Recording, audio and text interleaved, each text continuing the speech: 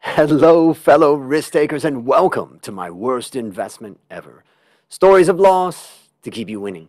In our community, we know that to win in investing, you must take risk, but to win big, you've got to reduce it. To join our community, go to myworstinvestmentever.com and receive these 5 free benefits. First, you get the risk reduction checklist I've created from the lessons I've learned from all of my guests. Second, you get my weekly email to help you increase your investment return. Third, you get a 25% discount on all A Stotts Academy courses. Fourth, you get access to our Facebook community to get to know guests and fellow listeners. And finally, you get my curated list of the top 10 episodes.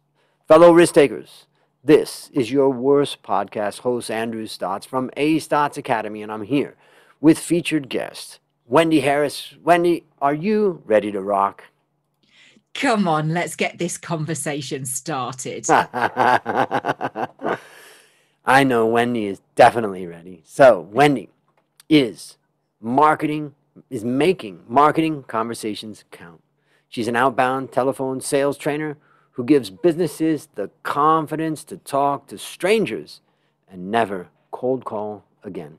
She's the author of the best-selling book Making Conversations Count: How to Sell Over the Phone, and podcast host of the Making Conversations Count podcast. Wendy, take a minute and fill in further tidbits about your life.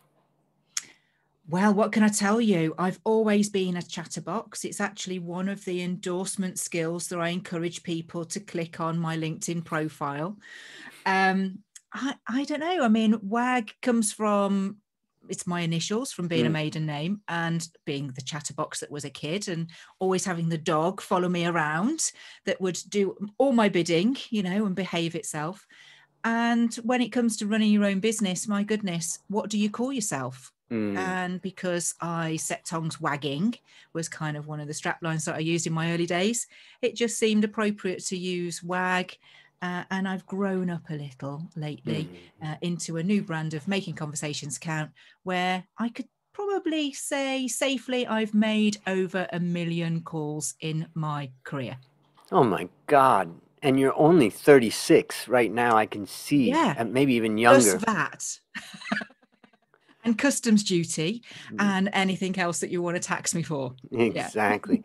And just tell us just a little bit about how you can make that many calls and just a little bit about what you do in relation to calls and what you teach. It's not necessarily just a female thing, but I think women are particularly good at it because they're inquisitive. They ask lots of questions. You can have lots of fun, drawing things out of people. But genuinely, it's because I'm just nosy. And if I'm picking up the phone to help somebody solve a problem that I know will solve it, then of course it's just having a conversation. It's just reaching out and saying, look, how can I help you today? So it doesn't feel like hard work. It doesn't feel like you're being rejected, because usually you're received very well if you've got the right mindset and approach. I speak for probably a lot of my listeners that are, let's say, maybe they're experts in their field, or they're focused in on their work that they're doing, and we want to reach out. We need to reach out to sell our products. The world's not going to come to our homes and come to our offices and say, hey, we want to get your product. But yet it's hard. I think about myself. A part of the reason, I'll tell you a little secret, Wendy, is that part of the reason I started the podcast was to force myself to get on the phone, to get on, this Zoom and get on with new people I've never met. And I'm just curious, what advice from all of your experience would you give? And I wouldn't say that I'm a chatterbox or that I'm nosy in that way or talkative, but I'm okay on the phone and I'm comfortable with my products and things like that. But what little bit of advice would you give myself and the listeners from your, millions of experience? You've got to do your research. It's not just about picking up the phone and what you say in that first sentence. You really have to know who your audience is, who is it that's going to actually want your stuff? Because let's face it, when you answer the phone and it's a sales call, most likely they haven't done their research. They haven't got a clue who you are or what sort of position you're in. And they literally try to give you verbal diarrhea about how wonderful they are before they've even asked you. So your perception of sales calls is like the ones that you receive. So it's about changing that up to making sure that the customer is first, that they're the right people that you're talking to, because you know that that is going to be something of value to them. Yeah. And build that relationship. Great. I mean, it makes me think about the calls. I get a lot of calls from people calling expats and saying, I've got, my company, helps with investments for expats. And I'm thinking to myself, I studied undergrad in finance. I did a CFA for Chartered Financial Analyst. I've been a financial analyst all my career. My name is all over the internet. I was a head of research running teams of financial analysts for 10 years. And then I have a PhD in finance also. And I thought they couldn't find one of those things. And instead, they start talking to me about investments. And I just always I make my own investment decisions. But it's just amazing. Really, in your brain, you're going, don't you know who I am? Yeah, I was thinking, I had one person that said to me, it was a young lady who said, do you need any advice on, investing? I said, are you asking for my advice, or are you asking me for your advice? And she's like, I can give you advice. And I was like, I think we got it reversed here. But I think the point being, doing just a little bit of homework goes beyond 90% of those sales calls that people probably get, maybe 95. I mean, certainly LinkedIn, if I don't know about you and the listeners, but I get messages, DM messages. I've connected. Somebody's in a similar space. And I'm a big one for collaboration and partnership, because I think that the more you know about people, the better you can help your customers and put them in touch with the right person for the right job. Okay, so there's my logic. And I will openly connect with somebody if I can see a synergy. And then all of a sudden I get this great big long DM where they're pitching to me. And they're saying, do you need more sales? Can we help you get more business? And you're kind of like, hang on a minute. It's just this shotgun blast. Yeah, spray and pray doesn't work. So I would always use the analogy, fish with a spear. That's a good one. I like that. I did a little something when we first started talking today, is I tried to find something interesting about you and where you live, and we had an interesting conversation, and that's a good example. I didn't think about it in that way. I was just kind of curious, but, for the listeners out there, I saw where the city that you lived in, so I thought, well, I'll search that city and see what goes on. And then I saw about this Anglo-Saxon hoard, the Staffordshire hoard, that was an archaeological find, and I read it, just a few lines about it. And then when we got on the phone, we started talking about that, and then I learned more, in the process. So in some ways, it's a lot like what you're saying, use it as an opportunity to learn. And this is it. It's I surprised myself that I knew so much about where I live, because we've not been able to go out recently. But certainly it's those icebreakers, it's those conversation starters. It's if I'm a big swimmer, I get approached by people who love swimming and see those posts that I do, because we've got something in common already. We've got something to talk about. And it's where that conversation leads afterwards. So it's about thinking about who we all attract, people like ourselves, that when we talk about tribe, it's much the same when you're doing business. You will surround yourself with people that you want to surround yourself with, that make you feel good and that you make them feel good.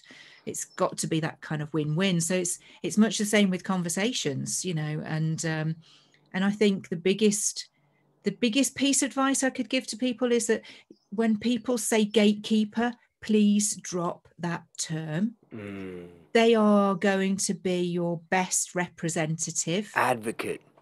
Exactly. You know, I call them my Auntie Dorises or my Auntie Gladyses, because if you're nice to them and you know, explain your motives in a friendly and approachable way, they will likely find out what you need to know.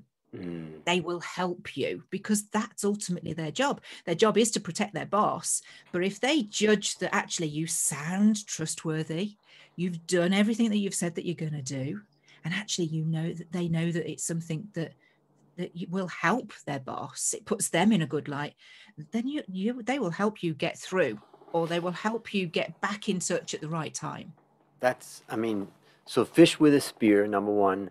Number two is flip the script on gatekeepers and consider them, you know, your Your best ally. aunties and Yeah. your advocates. And you know, when you're talking on the phone, let's say to that advocate, and you're getting along, you've got some good, maybe you got something in common, you found it. Switching to kind of selling or pitching, it's not that difficult. I mean, they're expecting you're going to get to it and say, and you say, the reason why I'm calling is because I think I have something that could really benefit, your boss and da da da da da. And I feel like that kind of switch is understandable. But when I think about LinkedIn and I think about making that connection, let's say someone sees a post about swimming and then they connect and then da da da da. But then there's a point where you're going to make a switch and say, look, I've got some great stuff that you may be interested in. It's harder to make that switch to me on that LinkedIn message or in any type of message. But I'm just curious about am I thinking about this in the wrong way, or what are your thoughts about it? I think that as soon as you start to have some tennis action on messaging, it's really important to notice that tennis match is happening and to go, right, okay, at this point, it'd be a really good idea. And this is what you say to them. It would be a really good idea if we just carry this conversation on it and have in the real world, do you fancy grabbing a coffee over a Zoom or a chat? And once they've said yes, then you can say, well, I've got a diary link. Let me send you that. And then you can book in whenever it is convenient for you. So it doesn't feel like you're sort of pushing yourself on them.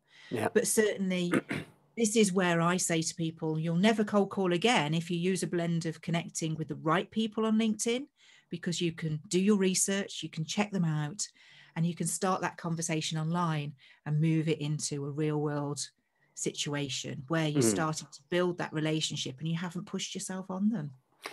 So for the listeners out there, I mean, I'll just explain, my feeling. Part of the reason why I've reached out to Wendy and other people like her is because I want to improve myself in the area of sales. I want to improve myself in a lot of different areas, and so I invite guests that I think are experts in their area, and I invite a lot of different people. But one of the things that I've noticed about that is that if I was to call Wendy, if I was to call you and say, I want to introduce myself and tell you about some of the things that I have and this and that, it's just going to be hard to get that time. But when I call to say, hey, why don't we do a podcast episode together? It's a time of mutual sharing and we get to know each other. And I think that kind of flipped the script for me, and I've built a lot more deeper connections, friendships, networks, and business partners throughout that process. So for the listener out there, I think it's not all about just sending out emails. What Wendy's talked about is getting people on a Zoom call and that face to face, and getting them to coffee. Yesterday, in fact, I was having a chat with a lady who said she never cold calls. And I said, well, do you need to? It was a simple question. And she said, well, I could do with getting in touch with my old clients. And I said, well, that's not even a cold call. They know you. So, and you're not doing that? And she was like, no. And I said, so how do you stay in touch with people for them to come back to you? And she said, well, I send them an email, but I'm not quite sure what to say. And I said, well, I don't condone this, but I would say that your email has to be in the tone of voice that you would have if you were having a conversation, whether that be on the phone or in face to face at a networking event. You should be yourself in all places. I said, but just think about this. And she went, what? And I went, the time it takes you to write the email, you could have rung them. And even if they didn't answer, you could have left a message setting out your intention. Yeah. Yeah. And she went, and I went, let me know how you get on. So I challenged her to do that. And we'll see what happens. But I think, what is there to lose by not doing it? You're not going to bring that customer back into the fold. Mm. So let's make this real for our listeners. Maybe we've got a little Wendy Harris challenge for everybody out there to think about who is that past client, past friend, past whatever that, a couple of them, one of them that you think, if I would just pick up the phone, I can reconnect and maybe I'll get business or whatever. Find that person and then pick up the phone. I would say my book, I challenge everybody to find 10. All right. And do 10 every time, because then you've got a measure. You can test and measure. So start with those past clients that you've lost touch with. Get a list of 10. You only need an hour to do this. If it takes you longer, it's because you've actually had a conversation with somebody.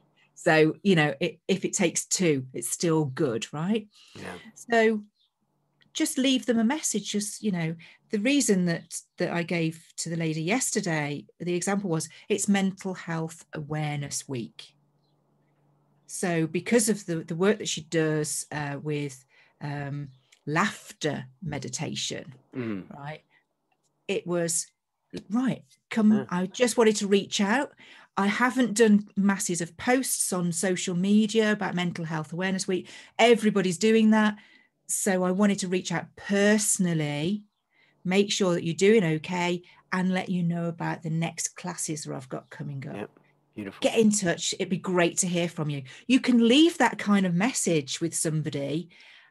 And how are you going to make them feel that you have singled them out to reach out personally, make sure that they're okay? That's the first thing that they're going to hear. And then they're going to remember how you made them feel the last time you worked together. That should be a big enough call to action for them to check it out. Yep. Well, I've learned a lot already, and I appreciate it. And I think for the listeners out there, we've got a good challenge. Find 10 people that we want to connect with, and sit down and make those calls and reconnect. And awesome. Well, the next challenge, yep, Andrew, just quickly, because it's about cold calling and it's about talking to strangers, is what I do. Find those 10 people that you really want to do business with. Ring and introduce yourself as to where you're from, and say, the reason that I'm calling is I want to know how you do this already. It's as simple as that. I just want to know how you do this already. And if you can be cheeky, because I'm cheeky, I would say, because I'm not going to tell you how fabulous I am until I know how you do things. You can be that cheeky. Yeah. And then compare, see what works, and keep doing it. That it's so simple. That's what's so great about it. It's simple, and it's a great challenge. So I think for all of us, let's take that challenge. Well, now I have a challenge for you. Okay. Now it's time to share your worst investment ever. And since no one ever goes into their worst investment thinking it will be, tell us a bit about the circumstances leading up to it, and then tell us your story. Okay, it's 2004. I'm leading a team of ladies that are calling out constantly, booking appointments and doing quotes in the telecommunications industry. I'd been headhunted across to this company, and I get there and I see that the staff that are already in place are talking to exactly the same people as I was in my old position.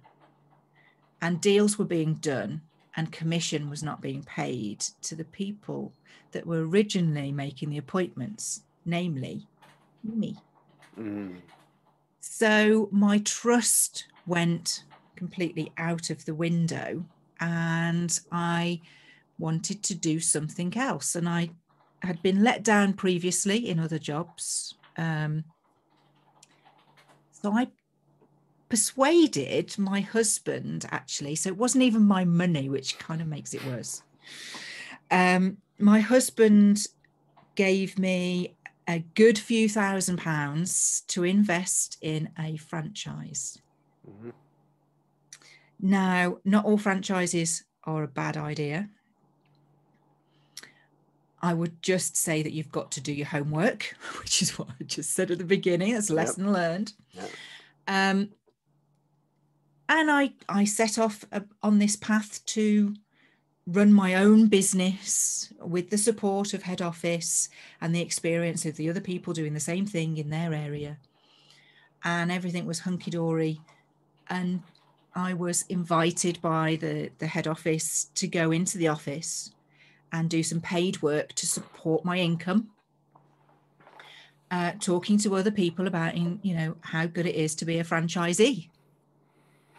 And everything was sort of going quite swimmingly until I was told that the only way, you know, I needed to be targeted to be paid for people to sign up for these franchisees, tell them to pay for it on their credit card.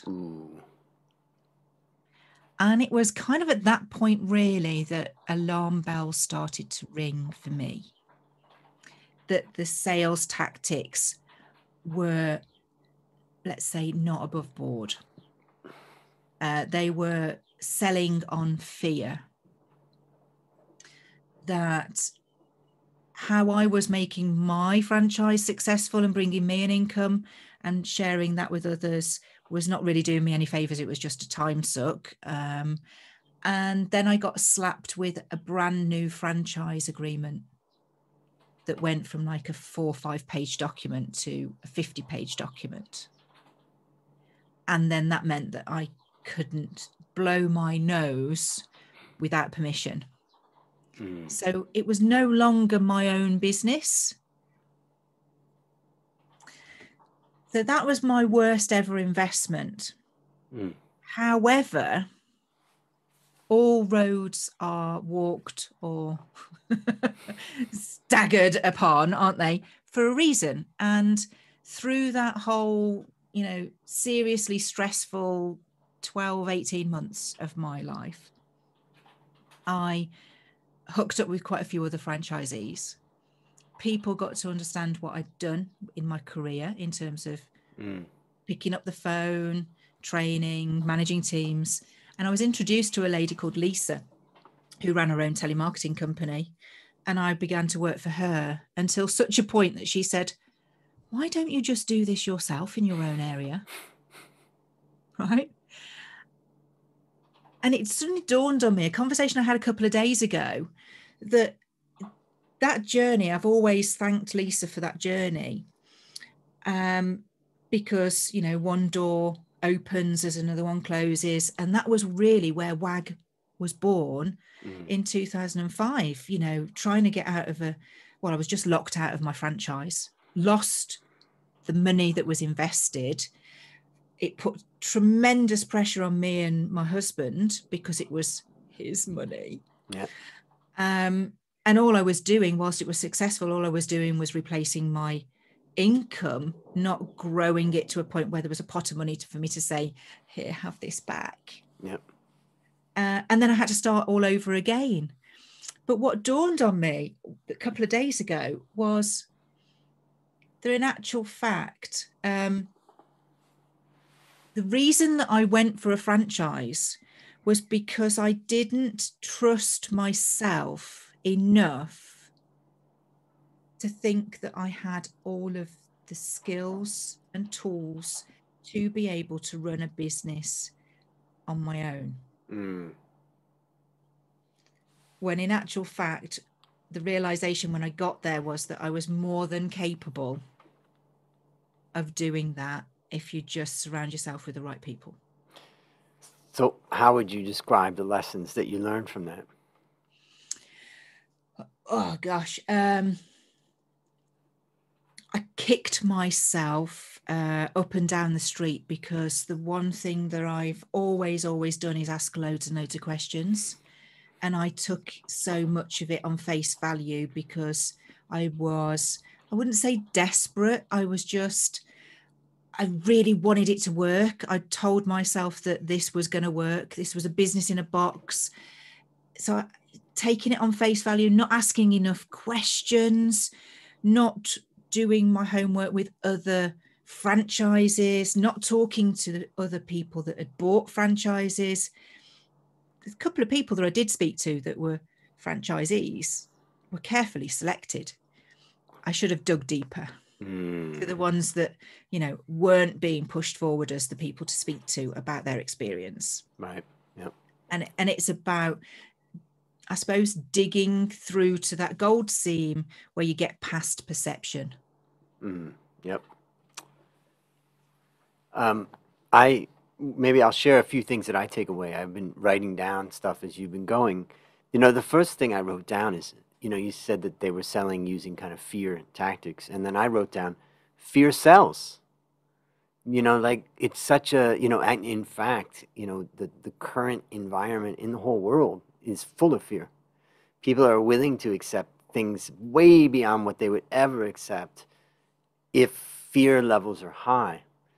So I think that's, I think we have to accept that fear sells, but then we have to understand what's our ethical, obligation when we're selling our products and selling our services to not use that as a tactic. Yeah.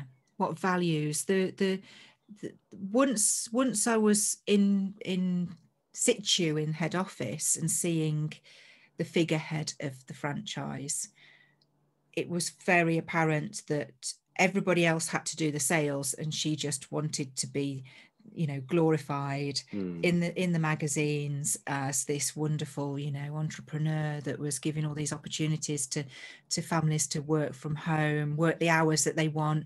And that doesn't exist. Yep. Yep. The first couple of years of any business, and this is the other shocker, it wasn't my first business. I'd run a business in a partnership way back. I mean, we're going 23, 24 years ago. And I was the sales, and the other partner, she did all the accounts and admin and back office stuff. But as a team, we worked really, really well. And the only reason that dissolved was that I moved away. I moved area. It was before technology could really keep us together from anywhere. Yep. And the business carried on trading without me. I just stepped out of that. So it didn't fail. I just left and went and did something else. Yep. So, this is actually business number 3, 16 years. Yep. I think those past lessons Yep. are what have sort of set me up for success. 2 recessions and a pandemic.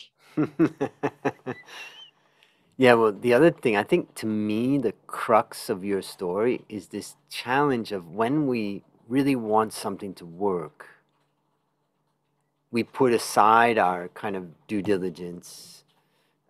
We give people the benefit of the doubt. And I think what I take away, my other takeaway that I wrote down is that, that's the time that we need to be vigilant.